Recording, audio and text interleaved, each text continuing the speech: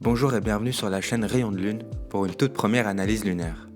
Aujourd'hui, je vous présente un artiste mystérieux qui manie somptueusement l'écriture et la production musicale pour nous présenter un univers pas tout à fait comme les autres. Je vous parle d'un artiste que vous connaissez peut-être, mais sur lequel j'ai personnellement beaucoup accroché. Cet artiste a réussi à créer quelque chose d'unique, et pour ça méritait bien une petite analyse. Donc sans plus attendre, je vous présente nul autre que...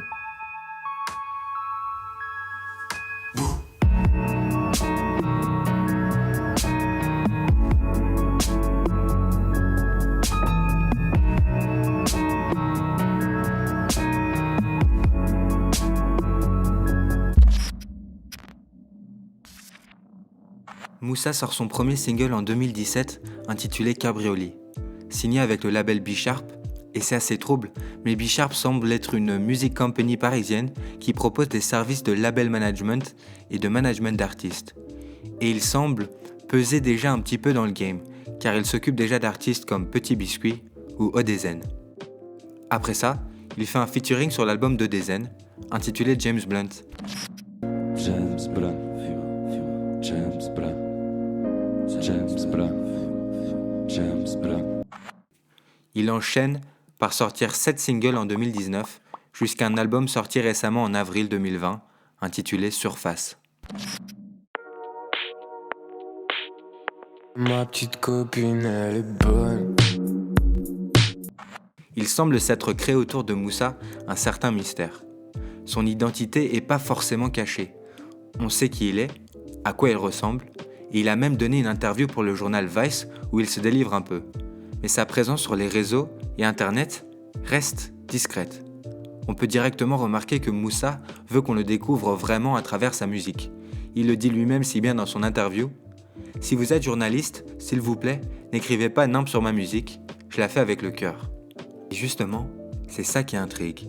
Moussa, c'est pas juste une personne ou un personnage qu'on peut découvrir seulement à travers des interviews et des biographies, mais c'est tout un univers musical rempli de rêves et de mélancolie.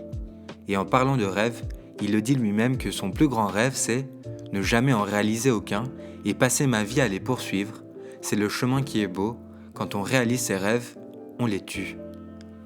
Des mots qui sont puissants, surtout quand on écoute son deuxième single qu'il sort en 2019, intitulé Vogue Mary, en référence à One Piece.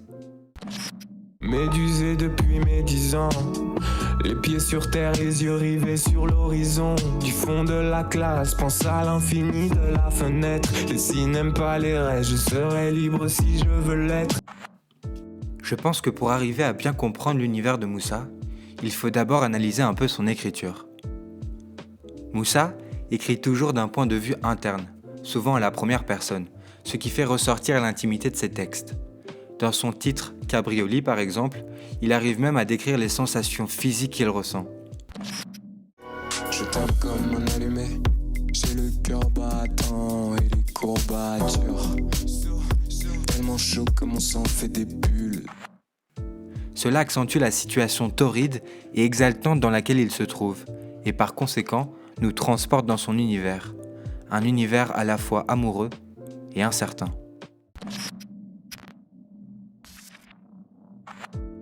Car Moussa parle beaucoup d'amour dans ses textes. Et justement, cet amour est souvent décrit comme chaud, comme il peut décrire à travers une danse exaltante dans Cabrioli, mais aussi dans son morceau Mossoul. On se déforme, j'aime quand c'est vrai, ouais, même quand c'est chaud. Mais dans les textes de Moussa, l'amour n'est pas juste chaud et vrai. Il est aussi compliqué, il peut être égocentrique, jusqu'à en devenir presque impossible. Tu penses à moi, je pense à moi. Être amoureux, je n'ai ni les moyens ni le temps. Et je me suis fané comme la jeunesse. J'ai pas de papillon dans l'esto. Ma je sais que je suis mort si je me laisse t'aimer. Il en vient même à répéter ces exactes paroles dans son titre Lou Ferrigno pour accentuer cette passion difficile. Tu penses à moi, je pense à moi. J'ai pas de papillon dans l'estomac. Je sais que je suis mort si je me laisse t'aimer. On y voit une sorte de manque de confiance. Après s'être fané comme la jeunesse, Moussa décrit souvent un amour incomplet, perturbé par son passé. Et justement, son passé se lie assez étroitement avec une projection dans le futur. Un futur qui des fois a des airs de compétition. Et souvent, cette compétition, il l'amène seul. Je vais finir de pied sous un parasol, des ennemis, des ennuis et je m'en suis toujours tiré seul. Cette solitude peut aussi se ressentir dans son titre Éléments, où Moussa décrit un sentiment de différence, de ne pas être comme les autres. Je me suis jamais senti comme nostalgie d'un monde inconnu. Je pense au futur dès le réveil, les beaux cauchemars, les mauvais rêves. Mais dans cette poursuite d'un futur, on peut aussi ressentir une nostalgie du passé. Les titres de Moussa semblent jouer entre séduction, passion et nostalgie. Par exemple, dans ce même titre Éléments, il dit « Je pense à mon futur sur un quai de gare, j'ai tout plaqué sur un coup de cœur. Demain c'est loin mais c'est maintenant, en vivant j'écoute que mes battements. » Et par conséquent, Moussa nous communique aussi ses peurs.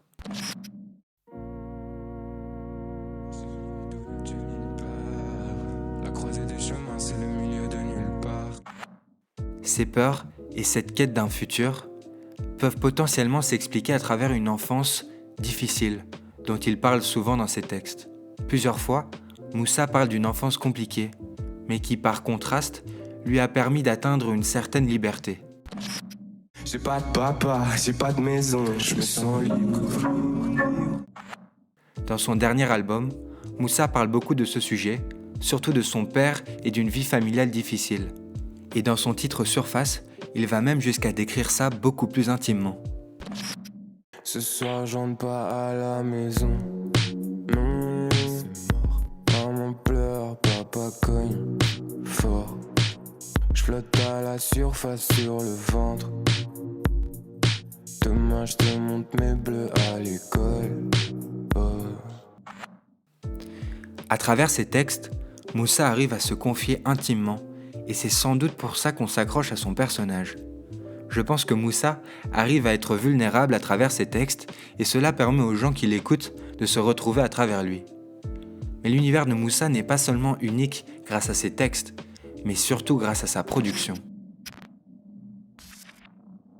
Dans un article sur Moussa publié par La Vague Parallèle, on est introduit sur certaines de ses influences, allant du rock des années 2000 à l'électro. Moussa cite aussi Frank Ocean dans son titre Bleu Ciel.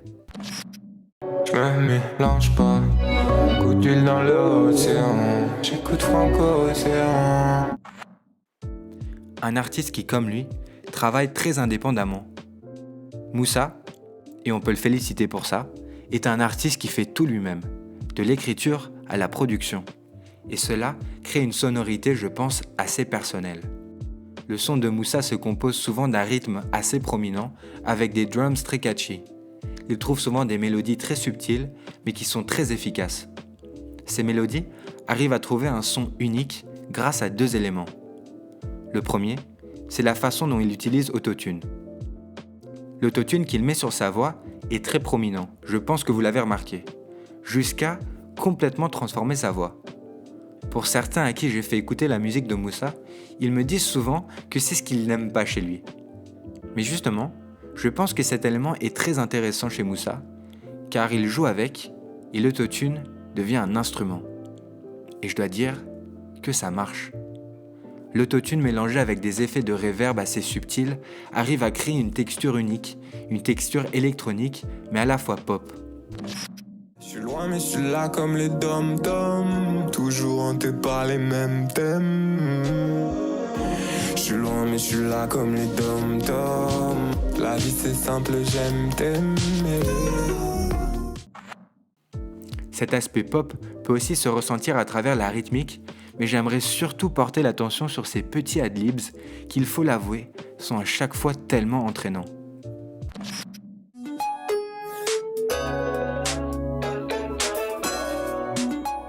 La vie c'est simple, j'aime t'aimer. Il y a aussi un dernier élément important qui revient dans presque tous les sons de Moussa, et c'est un certain piano électrique. Il crée une atmosphère planante, tout en complétant sa sonorité électronique. Je suis dans mon élément. Je suis dans mon élément. Je suis dans mon élément. Sur ce, j'espère que j'ai pu faire une analyse assez complète de l'univers unique de Moussa pour cette toute première vidéo. Ça a été un énorme plaisir d'explorer plus en profondeur sa musique et j'espère que certains d'entre vous seront menés à l'écouter plus attentivement. Ou même peut-être, qui sait, à le découvrir. Moussa est un artiste que je suis depuis maintenant quelques années et j'ai hâte d'écouter ce qu'il prépare pour l'avenir. Merci d'avoir visionné cette vidéo jusqu'au bout et je vous dis à bientôt pour une prochaine analyse lunaire.